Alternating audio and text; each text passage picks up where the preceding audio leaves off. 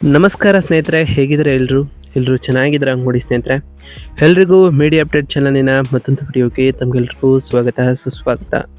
ಸ್ನೇಹಿತರೆ, ಈ 2026ರ ಈ ಒಂದು ವರ್ಷದಲ್ಲಿ ಮೇ 18ರ ನಂತರ ಕನ್ಯಾ ರಾಶಿಯವರ ಭವಿಷ್ಯ ಹೇಗಿರಲಿದೆ, ಈ ಮೇ ತಿಂಗಳಿನಲ್ಲಿ ಉಂಟಾಗ್ತಿರುವಂತಹ ಗ್ರಹ ಸಂಚಾರದ ಬದಲಾವಣೆಯು ಈ ರಾಶಿಯವರ ಜೀವನದಲ್ಲಿ ಏನೆಲ್ಲ ಬದಲಾವಣೆಗಳನ್ನು ತರಲಿದೆ, ಯಾವುದರಲ್ಲಿ ಶುಭವಾಗಲಿದೆ, ಯಾವುದರಲ್ಲಿ ಬಹಳ ಎಚ್ಚರಿಕೆಯನ್ನು ವಹಿಸಬೇಕು.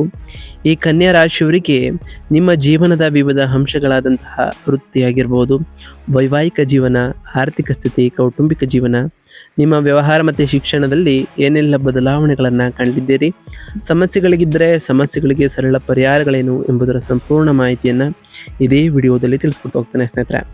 ಆದ್ದರಿಂದ ವಿಡಿಯೋನ ಸ್ಕಿಪ್ ಮಾಡದೆ ಇಲ್ಲಿಂದ ಕೊನೆ ತನಕ ನೋಡ್ತಾ ಬನ್ನಿ. ಸ್ಕಿಪ್ ಮಾಡಿ ವಿಡಿಯೋ ನೋಡೋದ್ರಿಂದ ನಿಮಗೆ ಫುಲ್ಲಾಗಿ ಇನ್ಫಾರ್ಮೇಷನ್ ಅರ್ಥ ಆಗೋದಿಲ್ಲ. ಸೊ ಫಸ್ಟಿಂದ ಎಂಡ್ ತನಕ ವಿಡಿಯೋನ ವಾಚ್ ಮಾಡಿ. ಹಾಗೆ ನಮ್ಮ ಈ ವಿಡಿಯೋ ಇಷ್ಟ ಆಗಿತ್ತು ಅಂದರೆ ವಿಡಿಯೋಗೆ ಒಂದು ಲೈಕ್ ಮಾಡಿ ಸ್ನೇಹಿತರೆ. ಯಾರೇನೂ ನಮ್ಮ ಚಾನಲ್ನ ಸಬ್ಸ್ಕ್ರೈಬ್ ಮಾಡ್ಕೊಂಡಿಲ್ಲ ಅವರು ಈಗಲೇ ಸಬ್ಸ್ಕ್ರೈಬ್ ಮಾಡ್ಕೊಳ್ಳಿ. ಸಬ್ಸ್ಕ್ರೈಬ್ ಮಾಡ್ಕೊಂಡು ಪ್ರತಿನಿತ್ಯ ವಿಡಿಯೋ ವಾಚ್ ಮಾಡ್ತಿರೋರಿಗೆ ಥ್ಯಾಂಕ್ ಯು ಸೋ ಮಚ್ ಅಂತ ಹೇಳ್ತಾ, ಹಾಗಾದರೆ ಈ ಕನ್ಯಾ ರಾಶಿಯವರಿಗೆ ಮೇ ತಿಂಗಳು ಏನೆಲ್ಲ ಬದಲಾವಣೆಗಳನ್ನು ತರಲಿದೆ, ಮೇ ತಿಂಗಳಿನಲ್ಲಿ ಏನೆಲ್ಲ ಸಂಚಾರಗಳು ಆಗಲಿದೆ, ಯಾವ ವಿಷಯದಲ್ಲಿ ಶುಭವಾಗಲಿದೆ ಎಂಬುದನ್ನು ಮೊದಲನೇದಾಗಿ ತಿಳ್ಕೊಳ್ತಾ ಬರೋಣ. ಈ ಕನ್ಯಾ ರಾಶಿಯವರಿಗೆ ಈ ಮೇ ತಿಂಗಳು ಒಂದು ಕಡೆ ಕರಿಯರ್ನಲ್ಲಿ ಉನ್ನತ ಸ್ಥಿತಿಯನ್ನು ಕಂಡ್ರೆ, ಮತ್ತೊಂದು ಕಡೆ ಆರೋಗ್ಯ ಮತ್ತು ವೈಯಕ್ತಿಕ ಜೀವನದಲ್ಲಿ ಕೆಲವು ಸವಾಲುಗಳನ್ನು ಏಕಕಾಲದಲ್ಲಿ ನೀಡುವಂತಹ ತಿಂಗಳಾಗಿದೆ. ಕಳೆದ ತಿಂಗಳು ಏಪ್ರಿಲ್ಗೆ ಹೋಲಿಸ್ಕೊಂಡ್ರೆ 7ನೇ ಮನೆಯಲ್ಲಿ ನಡೆದಂತಹ ಗೃಹಯುದ್ಧ ಮುಕ್ತಾಯಗೊಂಡ ಕಾರಣ ಪಾಲುದಾರಿಕೆಗಳಲ್ಲಿನ ಗಲಾಟೆ ಬಹಳಷ್ಟು ಕಡಿಮೆ ಆಗ್ತಾ ಬರ್ತದೆ. ಆದರೆ ಮೇ 11ರಂದು ಕುಜನು ಅಷ್ಟಮ ಸ್ಥಾನದಲ್ಲಿ ಮೇಷರಾಶಿಗೆ ಸ್ವಕ್ಷೇತ್ರದಲ್ಲಿ ಪ್ರವೇಶವನ್ನು ಆಲ್ರೆಡಿ ಮಾಡಿರೋ ಕಾರಣ ಈ ತಿಂಗಳು ಕೊನೆವರೆಗೂ ಕೂಡ ಆರೋಗ್ಯದ ವಿಚಾರದಲ್ಲಿ ಕೆಲವು ಮುನ್ನೆಚ್ಚರಿಕೆಗಳನ್ನು ತೆಗೆದುಕೊಳ್ಬೇಕು. ಆದರೆ ಶುಭ ಸುದ್ದಿ ಏನೆಂದರೆ, ಮೇ 14ರಂದು ಶುಕ್ರನು ಕರ್ಮಸ್ಥಾನಕ್ಕೆ, ಮೇ 15ರಂದು ಸೂರ್ಯ ಮತ್ತು ಬುಧರು ಭಾಗ್ಯಸ್ಥಾನಕ್ಕೆ ಬದಲಾಗುವುದರಿಂದ ನಿಮ್ಮ ಕೀರ್ತಿ ಪ್ರತಿಷ್ಠೆಗಳು ದಶದಿಕ್ಕುಗಳಿಗೂ ಕೂಡ ಹರಡಲಿದೆ. ತಿಂಗಳ 2ನೇ ವಾರದ ನಂತರ ಅಂದರೆ ಈ 15ರ ನಂತರ ನಿಮಗೆ ಬಹಳಷ್ಟು ಅತ್ಯಂತ ಶುಭದಾಯಕವಾದಂತಹ ಅಂಶಗಳು ಸಿಗಲಿದೆ ಅಂತಲೇ ಹೇಳ್ಬೋದು. ಹಾಗಾದರೆ ಈ ಮೇ ತಿಂಗಳಿನಲ್ಲಿ ಕನ್ಯಾ ರಾಶಿಯವರಿಗೆ ಇರತಕ್ಕಂತಹ ಪ್ರಮುಖ ಗ್ರಹ ಸಂಚಾರಗಳೇನು ಎನ್ನುವುದರ ವಿಚಾರಕ್ಕೆ ಬರೋದಾದರೆ, ಮೊದಲನೇದಾಗಿ ಸೂರ್ಯಗ್ರಹದ ವಿಚಾರಕ್ಕೆ ಬಂದ್ಬಿಡೋಣ ಸ್ನೇಹಿತರೆ.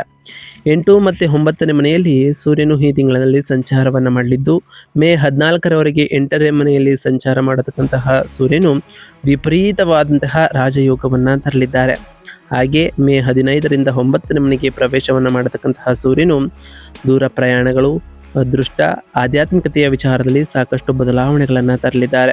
ಇನ್ನು ಬುಧ ಗ್ರಹದ ವಿಚಾರಕ್ಕೆ ಬರೋದಾದರೆ, 9 ಮತ್ತು 10ನೇ ಮನೆಯಲ್ಲಿ ಇರತಕ್ಕಂತಹ ಬುಧನು ಮೇ 15ರಿಂದ 9ನೇ ಮನೆಗೆ ಸೂರ್ಯನೊಂದಿಗೆ ಸಂಯೋಗ ಆಗುವ ಕಾರಣ ಬುದ್ಧಿ, ಕುಶಲತೆ, ತಂದೆಯ ಬೆಂಬಲವೂ ಕೂಡ ಈ ರಾಶಿಯವರಿಗೆ ಸಿಗಲಿದೆ.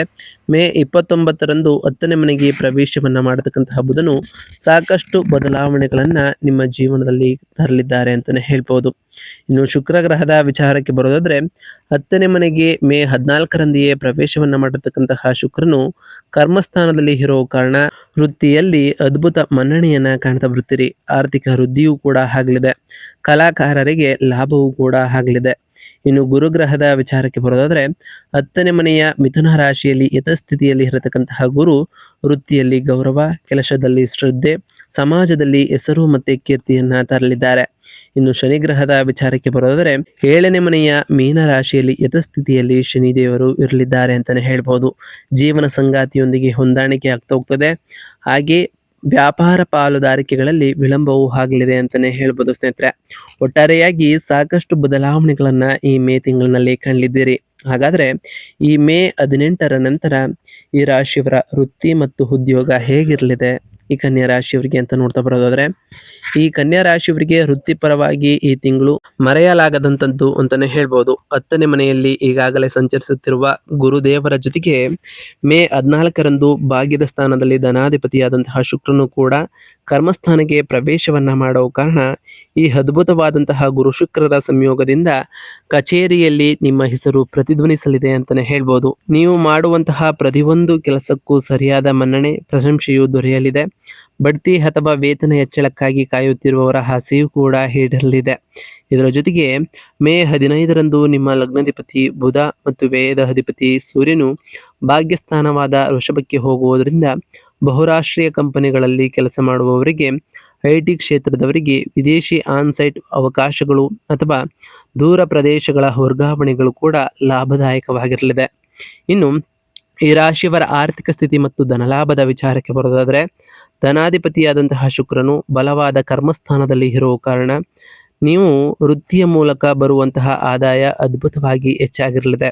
ಆದರೆ ಮೇ 11ರಂದು ಕುಜನು ಅಷ್ಟಮ ಸ್ಥಾನಕ್ಕೆ ಹೋಗುವುದರಿಂದ ಅನಿರೀಕ್ಷಿತವಾಗಿ ಖರ್ಚುಗಳು ಕೂಡ ಬರಬಹುದು. ಮುಖ್ಯವಾಗಿ ವಾಹನಗಳ ದುರಸ್ತಿ ಅಥವಾ ವೈದ್ಯಕೀಯ ಖರ್ಚುಗಳಿಗಾಗಿ ಹಣವೂ ಕೂಡ ವ್ಯಯ ಆಗ್ಬೋದು. ಆದರೆ ಅದೇ ಅಷ್ಟಮ ಕುಜನಿಂದಾಗಿ ಪೂರ್ವಿಕರ ಆಸ್ತಿಯ ಹಂಚಿಕೆಯ ಲಾಭಗಳನ್ನು ಕೂಡ ಗಳಿಸಲಿದ್ದೀರಿ. ಆದರೆ ಇನ್ಶೂರೆನ್ಸ್ ಮೆಚುರಿಟಿ ಅಥವಾ ದೊಡ್ಡ ಮೊತ್ತದ ಹಣವೂ ಕೂಡ ನಿಮಗೆ ಕೈ ಸೇರಲಿದೆ ಅಂತಲೇ ಹೇಳ್ಬೋದು. ಮೇ 15ರ ನಂತರ ಸೂರ್ಯ ಬುಧರ ಭಾಗ್ಯಸ್ಥಾನದ ಸಂಚಾರವು ಈ ಮೇ 18ರ ನಂತರ ನಿಮಗೆ ಬಹಳಷ್ಟು ಉಪಯೋಗಗಳನ್ನು ಮಾಡಲಿದೆ. ದೀರ್ಘಕಾಲೀನ ಹೂಡಿಕೆಗಳತ್ತ ನಿಮ್ಮನ್ನು ಮುನ್ನಡೆಸ್ತಾ ಬರ್ತದೆ ಅಂತಲೇ ಹೇಳ್ಬೋದು. ಇನ್ನು ಈ ರಾಶಿಯವರ ಆರೋಗ್ಯ ಮತ್ತು ಯೋಗಕ್ಷೇಮದ ವಿಚಾರಕ್ಕೆ ಬರೋದಾದರೆ, ಈ ರಾಶಿಯವರು ಅತ್ಯಂತ ಜಾಗರೂಕರಾಗಿ ಇರಬೇಕಾದಂತಹ ಏಕೈಕ ವಿಭಾಗ ಏನೆಂದರೆ, ಮೇ 11ರಂದು ಆಲ್ರೆಡಿ ಪ್ರವೇಶವನ್ನು ಮಾಡಿರ್ತಕ್ಕಂತಹ ಕುಜನು 8ನೇ ಮನೆಯಲ್ಲಿ ಪ್ರವೇಶವನ್ನು ಮಾಡಿದ್ದಾರೆ. ಅಷ್ಟಮ ಕುಜನು ಅತ್ಯಂತ ವೇಗವಾಗಿ ಮತ್ತು ಅಪಾಯಕಾರಿ ಫಲಿತಾಂಶಗಳನ್ನು ನೀಡ್ತಾರೆ. ಆದ್ದರಿಂದ ವಾಹನಗಳನ್ನು ಚಲಾಯಿಸುವಾಗ ಅತಿ ವೇಗ, ಟ್ರಾಫಿಕ್ ನಿಯಮಗಳ ಉಲ್ಲಂಘನೆ ಪ್ರಾಣಾಂತಕವಾಗಬಹುದು. ಅದರಿಂದ ಬಹಳ ಎಚ್ಚರಿಕೆಯಿಂದ ಇರಿ. ಕುಜನ ಉಷ್ಣದ ಪ್ರಭಾವದಿಂದ ರಕ್ತದೊತ್ತಡ, ಅಕಾರಣವಾದಂತಹ ಕೋಪ, ಫೈಲ್ಸ್ ಅಥವಾ ಹೊಟ್ಟೆಗೆ ಸಂಬಂಧಪಟ್ಟಂತಹ ಶಸ್ತ್ರಚಿಕಿತ್ಸೆಗಳು ನಡೆಯುವಂತಹ ಸೂಚನೆಯೂ ಇರಲಿದೆ. 8ನೇ ಮನೆಯಲ್ಲಿ ಕುಜನ ದೃಷ್ಟಿ 2ನೇ ಮನೆಯ ಮೇಲೆ ಬೀಳೋದರಿಂದ ನಿಮ್ಮ ಮಾತುಗಳಲ್ಲಿ ತೀವ್ರವಾದಂತಹ ಕೋಪವೂ ಕೂಡ ಕಂಡುಬರಲಿದೆ. ಇದು ನಿಮ್ಮ ಮಾನಸಿಕ ನೆಮ್ಮದಿಯನ್ನು ಸಹ ದೂರ ಮಾಡಲಿದೆ. ಧ್ಯಾನ ಮತ್ತು ಯೋಗ ಈ ಸಮಯದಲ್ಲಿ ಬಹಳ ಮುಖ್ಯ ಅಂತಲೇ ಹೇಳ್ಬೋದು. ಇನ್ನು ಕುಟುಂಬ ಮತ್ತು ವೈಯಕ್ತಿಕ ಸಂಬಂಧಗಳ ವಿಚಾರಕ್ಕೆ ಬರೋದಾದರೆ, ಸಪ್ತಮ ಸ್ಥಾನದಲ್ಲಿ ಶನಿ ಇರುವುದರಿಂದ ಜೀವನ ಸಂಗಾತಿಯೊಂದಿಗಿನ ಸಂಬಂಧಗಳು ಸ್ವಲ್ಪ ಸಪ್ಪೆಯಾಗಿ ಅಥವಾ ಜವಾಬ್ದಾರಿಯುತವಾಗಿ ನಿಮಗೆ ಅನಿಸಲಿದೆ. ಆದರೆ ಕರ್ಮಸ್ಥಾನದಲ್ಲಿ ಶುಕ್ರನಿರುವುದರಿಂದ ನಿಮ್ಮ ವೃತ್ತಿ ಜೀವನದಲ್ಲಿನ ಯಶಸ್ಸು ನಿಮ್ಮ ಕುಟುಂಬದಲ್ಲೂ ಸಂತೋಷವನ್ನು ತರಲಿದೆ. ಮೇ 15ರ ನಂತರ ಸೂರ್ಯನು 9ನೇ ಮನೆಗೆ ಸಂಚಾರವನ್ನು ಮಾಡೋ ಕಾರಣ ನಿಮ್ಮ ತಂದೆಯೊಂದಿಗಿನ ಸಂಬಂಧವು ಇನ್ನಷ್ಟು ಬಲಗೊಳ್ಳಲಿದೆ. ಕುಟುಂಬ ಸದಸ್ಯರೊಂದಿಗೆ ತೀರ್ಥಯಾತ್ರೆಗಳಿಗೆ ಅಥವಾ ವಿದೇಶಿ ಪ್ರವಾಸಗಳಿಗೆ ಯೋಜನೆಯನ್ನು ಕೂಡ ರೂಪಿಸ್ಕೊಳ್ತಾ ಹೋಗ್ತೀರಿ. ಕುಜನ ದೃಷ್ಟಿ 2ನೇ ಮನೆಯ ಮೇಲೆ ಇರೋದರಿಂದ ಕುಟುಂಬ ಸದಸ್ಯರೊಂದಿಗೆ ಮಾತನಾಡುವಾಗ ಕೋಪವನ್ನು ನಿಯಂತ್ರಿಸಿಕೊಳ್ಳುವುದು ಅತ್ಯಗತ್ಯ ಅಂತಲೇ ಹೇಳ್ಬೋದು. ಇನ್ನು ಶಿಕ್ಷಣ ಮತ್ತು ವಿದ್ಯಾರ್ಥಿಗಳ ವಿಚಾರಕ್ಕೆ ಬರೋದಾದರೆ, ವಿದ್ಯಾಕಾರಕ ಮತ್ತು ನಿಮ್ಮ ಲಗ್ನಾಧಿಪತಿಯಾದಂತಹ ಬುಧನು ಮೇ 15ರಿಂದ ಭಾಗ್ಯಸ್ಥಾನದಲ್ಲಿ ಸೂರ್ಯನೊಂದಿಗೆ ಸೇರುವುದು ವಿದ್ಯಾರ್ಥಿಗಳಿಗೆ, ಮುಖ್ಯವಾಗಿ ಉನ್ನತ ಶಿಕ್ಷಣ ಓದುತ್ತಿರುವವರಿಗೆ ಒಂದು ವರ ಅಂತಲೇ ಹೇಳ್ಬೋದು. ವಿದೇಶಿ ಯೂನಿವರ್ಸಿಟಿಗಳಲ್ಲಿ ಸಿಟಿಗಾಗಿ ಮಾಡುವಂತಹ ಪ್ರಯತ್ನಗಳು ಯಶಸ್ವಿಯಾಗ್ತಾ ಹೋಗ್ತವೆ. ಲಾ, ಮ್ಯಾನೇಜ್ಮೆಂಟ್ ಮತ್ತು ಫೈನಾನ್ಸ್ ವಿದ್ಯಾರ್ಥಿಗಳು ಅದ್ಭುತವಾಗಿ ಮಿಂಚಲಿದ್ದಾರೆ. ಆದರೆ ಅಷ್ಟಮ ಕುಜನ ದೃಷ್ಟಿಯಿಂದಾಗಿ ಓದುವಾಗ ಆಗಾಗ ತಾಳ್ಮೆ ಕಳೆದುಕೊಳ್ಳುವಂತಹ ಅಪಾಯವೂ ಕೂಡ ಇರಲಿದ್ದು, ಏಕಾಗ್ರತೆಯನ್ನು ಈ ರಾಶಿಯವರು ಕಾಯ್ದುಕೊಳ್ಬೇಕು ಅಂತಲೇ ಹೇಳ್ಬೋದು.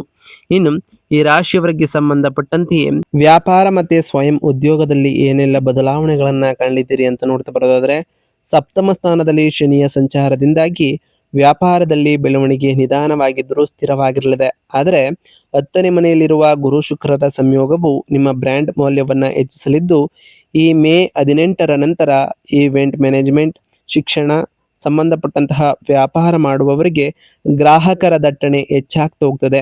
9ನೇ ಮನೆಯಲ್ಲಿ ಉಂಟಾಗುವ ಬುಧಾದಿತ್ಯ ಯೋಗದಿಂದಾಗಿ ವ್ಯಾಪಾರ ವಿಸ್ತರಣೆಗೆ, ಹೊಸ ಹೂಡಿಕೆಗಳಿಗಾಗಿ ಮಾಡುವಂತಹ ಮಾತುಕತೆ ಈ ಮೇ 18ರ ನಂತರವೂ ಕೂಡ ಯಶಸ್ವಿಯಾಗಲಿದೆ. ಸರ್ಕಾರದ ಕಡೆಯಿಂದ ಬರಬೇಕಾದಂತಹ ಅನುಮತಿಗಳು ಅಥವಾ ಟೆಂಡರ್ಗಳು ನಿಮಗೆ ಸುಲಭವಾಗಿಯೂ ಕೂಡ ಸಿಗಲಿದೆ ಅಂತಲೇ ಹೇಳ್ಬೋದು. ಒಟ್ಟಾರೆಯಾಗಿ ಸಾಕಷ್ಟು ಬದಲಾವಣೆಗಳನ್ನು ಈ ರಾಶಿಯವರು ಕಾಣಲಿದ್ದೀರಿ.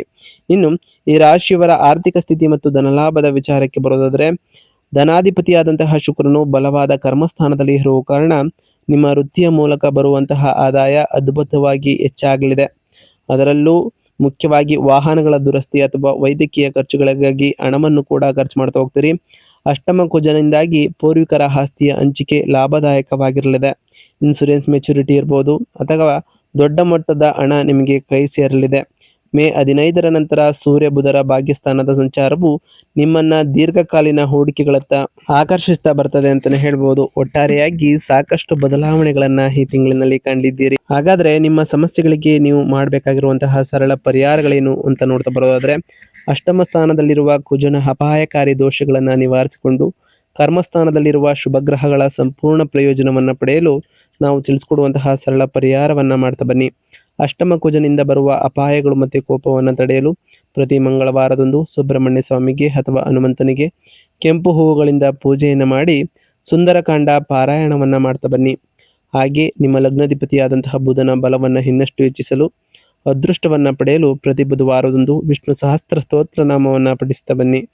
ಹಾಗೆ ಅಷ್ಟಮ ಕುಜನ ಶಸ್ತ್ರಚಿಕಿತ್ಸೆಗಳಿಗೆ ಕಾರಕನಾಗಿ ಇರೋದರಿಂದ ಮುನ್ನೆಚ್ಚರಿಕೆ ಪರಿಹಾರವಾಗಿ ಸಾಧ್ಯವಾದರೆ ರಕ್ತದಾನವನ್ನು ಮಾಡಿ ಅಥವಾ ಬಡ ರೋಗಿಗಳಿಗೆ ಔಷಧಿಗಳನ್ನು ಖರೀದಿಸಿ ಕೊಡಿ. ಪ್ರತಿ ಶನಿವಾರದಂದು ಓಂ ಶಂ ಶನೈಶ್ವರಾಯ ನಮಃ ಎಂಬ ಮಂತ್ರವನ್ನು ಜಪಿಸಿ. ಹಾಗೆ ಪ್ರತಿ ಶುಕ್ರವಾರದಂದು ತಾಯಿ ಜಗನ್ಮಾತೆಯಾದಂತಹ ಲಕ್ಷ್ಮೀದೇವಿಗೆ ಪ್ರಿಯವಾಗಿರುವಂತಹ ಬಿಳಿ ಹೂವುಗಳನ್ನು ಅರ್ಪಿಸಿ ಪೂಜೆಯನ್ನು ಸಲ್ಲಿಸೋದ್ರಿಂದ ನಿಮ್ಮ ಮನೆಯಲ್ಲಿ ಸುಖ ಸಮೃದ್ಧಿಯ ಜೊತೆಗೆ ಸಂಪತ್ತು ಕೂಡ ಹೆಚ್ಚಾಗಲಿದೆ. ಪ್ರತಿ ಮಂಗಳವಾರದಂದು ಓಂ ಅಂಗರಾಯಕಾಯ ನಮಃ ಎಂಬ ಮಂತ್ರವನ್ನು ಜಪಿಸಿ. ಸ್ನೇಹಿತರೆ, ನಾವು ತಿಳಿಸ್ಕೊಟ್ಟಿರುವಂತಹ ಈ ಎಲ್ಲ ಸರಳ ಪರಿಹಾರಗಳನ್ನು ಈ ರಾಶಿಯವರು ಮಾಡಿದ್ದೇ ಆದರೆ ಸಾಕಷ್ಟು ಬದಲಾವಣೆಗಳನ್ನು ಕಾಣ್ತಾ ಬರ್ತೀರಿ. ನೀವು ಹೊಂದಿಕೊಂಡಿರುವಂತಹ ಕಾರ್ಯಗಳು ಕೂಡ ಯಾವುದೇ ಅಡೆತಡೆ ಇಲ್ಲದೆ ನೆರವೇರ್ತಾ ಬರ್ತದೆ. ಸ್ನೇಹಿತರೆ, ಇದಾಗಿತ್ತು ಇವತ್ತಿನ ಒಂದು ವಿಡಿಯೋ. ಸ್ನೇಹಿತರೆ, ವಿಡಿಯೋ ಇಷ್ಟ ಆಗಿತ್ತು ಅಂದರೆ ವಿಡಿಯೋಗೆ ಒಂದು ಲೈಕ್ ಮಾಡಿ. ಯಾರೇನು ನಮ್ಮ ಚಾನಲ್ನ ಸಬ್ಸ್ಕ್ರೈಬ್ ಮಾಡ್ಕೊಂಡಿಲ್ಲ ಅವರು ಈಗಲೇ ಸಬ್ಸ್ಕ್ರೈಬ್ ಮಾಡ್ಕೊಳ್ಳಿ. ಸಬ್ಸ್ಕ್ರೈಬ್ ಮಾಡಿಕೊಂಡು ಪ್ರತಿನಿತ್ಯ ವಿಡಿಯೋ ವಾಚ್ ಮಾಡ್ತಿರೋರಿಗೆ ಥ್ಯಾಂಕ್ ಯು ಸೊ ಮಚ್ ಅಂತ ಹೇಳ್ತಾ, ಹಾಗೆ ಕಮೆಂಟ್ನಲ್ಲಿ ಓಂ ಶನೈಶ್ವರಾಯ ನಮಃ, ಓಂ ಗುರುಭ್ಯೋ ನಮಃ, ಓಂ ಅಂಗರಾಯಕಾಯ ನಮಃ, ಓಂ ಲಕ್ಷ್ಮೀನಾರಾಯಣಾಯ ನಮಃ ಎಂದು ಕಮೆಂಟ್ ಮಾಡಿ. ಸ್ನೇಹಿತರೆ, ಆ ಶನಿದೇವರು, ಮಂಗಳದೇವ, ಗುರುದೇವ, ಲಕ್ಷ್ಮೀನಾರಾಯಣ, ಸೂರ್ಯದೇವ ನಿಮಗೆ ಆಯುಷ್ಯ ಆರೋಗ್ಯ ಸಮೃದ್ಧಿಗಳನ್ನು ಕೊಟ್ಟು ಕಾಪಾಡಲಿ ಅಂತ ದೇವರಲ್ಲಿ ಕೇಳ್ಕೊಳ್ತಾ ಇವತ್ತಿನ ಒಂದು ವಿಡಿಯೋ ಮುಗಿಸ್ತಿದ್ದೀನಿ. ಸ್ನೇಹಿತರೆ, ಸಿಗ್ತೀನಿ ಮತ್ತೊಂದು ವಿಡಿಯೋದೊಂದಿಗೆ. Thank you for watching.